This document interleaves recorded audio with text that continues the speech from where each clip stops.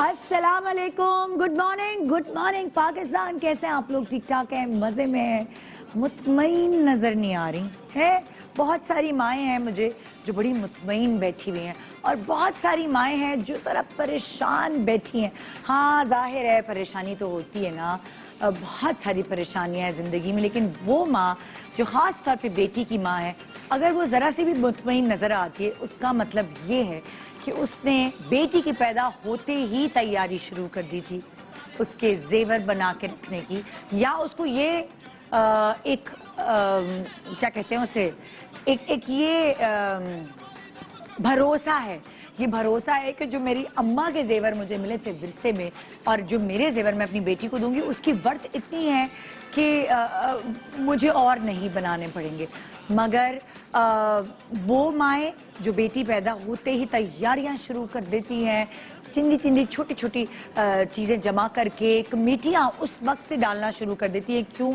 क्योंकि बेटी के जवान होने से पहले उन्होंने अपनी तैयारी करनी होती है। बहुत सारे लोग मुझे आज कहेंगे निदा देखो शुरू हो गई, जहेज पे बात करिए, इस पे बात करिए। नहीं, मैं जहेज पे बात नहीं करी, मैं उन चीज़ों पे बात करी जो हमारी आम माएँ करती हैं अपनी बच्चियों के लिए या अपनी बहुओं के लिए, होने वाली बहुओं के लिए, अपने बेटों के लिए। जेवर बनाना जो है एक माँ की जिम्मेदारी में शामिल होता है।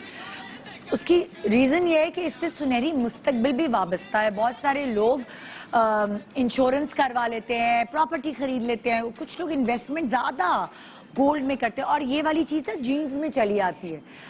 आप ये चीज़ सीखते हैं, आपकी अम्मी ने ऐसा किया, अम्मी की अम्मी ने ऐसा किया, तो आप भी इसी तरह की इन्वेस्टमेंट कर रहे होते हैं कि आप गोल्ड में इन्वेस्टमेंट करके ज्वेलरी बना के कि वो पहनने की भी काम आए और कल को अगर खुदा ना खास्ता बुरा वक्त पड़े तो आप वो ज्वेलरी लॉकर से निकाल के बेच भी सकते हैं। लेकिन कभी कभार हमारे जैसे लोगों के साथ ये होता है कि मेरी तो पता नहीं क्या होता है, मैं ज्वेलरी बना के रखती हूँ, कुछ दिन लगते हैं पहनने में और वो छटपट चोरी हो जाती है, तो दिल एकदम टूट जाता है। मेरी अम्मी के साथ भी ऐसा ही हुआ था। मतलब लाइक एक ज्वेलरी का पूरा किस्सा है। मेरी बहन जो मुझसे छोटी बहन है उसकी शादी होने वाली थी, शायद मैंने आपको इस शो पे पहले सुनाया, आई डोंट नो, लेकिन मैं फिर से सुना देती हूँ, चले फिर से सुनने को, कोई बात नहीं। मेरी दूसरी जो बहन है, मेरी छोटी बहन, उसकी शादी होने वाली थी। अम्मी ने सारी ज्वेलरी जो उसको देनी थी, जो संभाल के उसके हिस्से में आई थी, अपनी भी और नई भी बनवाई थी, वो सब लॉकर से निकलवाई कि जो पुरानी है उसको मैं पॉलिश वॉलिश करा के ज़रा पूरा अच्छा सा सेटअप करा लूँगी। और वो पूरा बैग अम्मी के कमरे में, बेसमेंट में अम्मी अब्बू का कमरा था, वहाँ पूरा बैग रखा हुआ था। मेहमान आ गए घर में, जिस तरह शादी के घर में मेहमान भरे होते हैं उस तरह हमारे घर में भी मेहमान भरे हुए थे। जब मेरी शादी हो चुकी थी, मैं तो उस घर से विदा होके जा चुकी थी जब मेरी दूसरी बहन की शादी थी। मेरी अम्मी के पास जो है मेड्स नहीं थी, कोई हेल्पिंग हैंड नहीं था घर की सफाई करने के लिए, एकदम वो भाग गई थी। तो अम्मी ना डेस्परेट हुई हुई थी कि कोई भी मिल जाए, बस सफाई के लिए इतना सादा काम है, मैं किसी को भी रख लूँ। अम्मी ने सड़क से पकड़ के 2 मासियाँ रख ली। हाँ, ना उनका अता पता किया, कहेंगे अच्छा मैं तुम्हारा घर देखने जाऊंगी।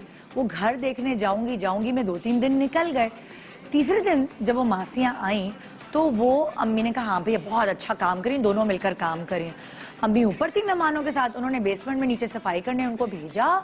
उसके बाद वो काम खत्म किए बगैर ही आई और अम्मी को कहने लगी कि वो, हम बाल्टी थी उनके हाथ में और कहने लगी, पोचे की बाल्टी जो होती है ना, कहने लगी कि वो मैं ज़रा यहाँ बराबर से आ रही हूँ, थोड़ा सा काम करके फिर आपके यहाँ पूरा दिन रहूँगी, आपके मेहमानों की भी खिदमत करूँगी।